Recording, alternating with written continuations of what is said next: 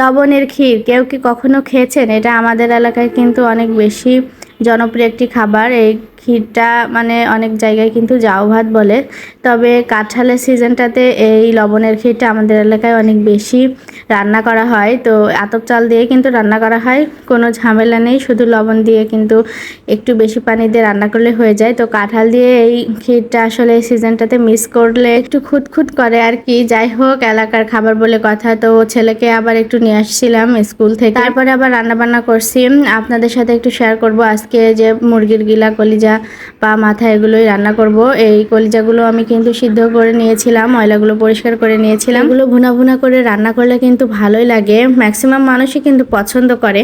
তো যাই হোক, আমি আজকে রান্না করব। অনেকগুলো জমেছিল, বেশি দিন রেখে দিলে আবার মজা হয় না, মানে স্বাদটা নষ্ট হয়ে যায়। কয়েকদিন আগে রেখেছিলাম, রান্না করে খেয়ে ফেলবো ভাবছি, তো তারপরও কিন্তু বেশ কয়েকদিন হয়ে গিয়েছে, সপ্তাহখানেক।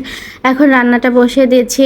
রান্নাটাতে আমি কিছু গোটা মশলা ব্যবহার করব, আর আদা, রসুন আর পেঁয়াজ তো ভেজে নিতেই হয় নর্মালি যেভাবে মশলাটা কষাতে হয়। তবে মশলাটা ভালো করে কষালে কিন্তু বেশি মজা হয়, কারণ এগুলোতে একটু বাজে স্মেল আসতে পারে। মশলা কষানোর উপরে স্বাদটা নির্ভর করে। আমি মশলাটা খুব ভালো করে কষিয়ে নিব ধৈর্য ধরে, অল্প অল্প করে পানি দিয়ে 3-4 বার পানি দিয়ে কিন্তু কষিয়ে নিলে ভালো হয়। আমি অল্প অল্প পানিতে 3 বারের মতো কষিয়ে নিয়েছি। এভাবে কষিয়ে নিয়েই কিন্তু রান্না করি আমি সব সময়, যাতে স্বাদটা ভালো আসে, গন্ধটাও না থাকে। তো মশলার কালারটা দেখেন, মাশাআল্লাহ অনেক সুন্দরই হয়েছিল।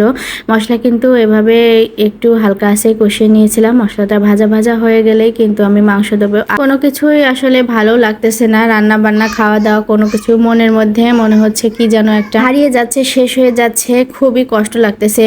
ভালো খাই, ভালো পরিবার, ভালো মাখি, যে যেখানেই আছেন, যেভাবে আছেন না কেন, সবার মধ্যে এরকম ফিলিং একটা কাজ করতেছে। কারণ দেশের এই পরিস্থিতি দেখে কিন্তু কেউই স্থির থাকতে পারতেছে না, মানে সবার ভেতরেই একটা শোকের ছায়া নেমে গিয়েছে। সবাই কিন্তু অনেক বেশি কষ্ট পাচ্ছে। যারা কিছু করতে পারতেছে তারা তো পারতেছে না, যারা পারতেছে না তারাও কিন্তু মনে মনে খুবই আফসোস নিয়ে আছে। ঘরে বসে কারোর জন্য কিছু করতে না পারাটাও কিন্তু একটা কষ্ট। এই কষ্টটা আসলে বোঝানো যাবে না। তো দেশের এই পরিস্থিতিতে কিন্তু কেউই ভালো নেই। আমাদের মতো ছোট ছোট কন্টেন্ট ক্রিয়েটর, তারাও কিন্তু স্থির থাকতে পারতেছে না। আর এদিকে ভিডিও বানানো, এডিট করা, ভয়েস দেওয়া, এগুলোর কিন্তু মন মানসিকতা মনে হয় তেমন কারোরই নেই, তারপরেও কাজ করে যেতে হচ্ছে আমাদের প্রয়োজনে। তো যাই হোক, আর বেশি কথা বাড়াবো না, রান্নাটা কিন্তু করেই ফেলেছি।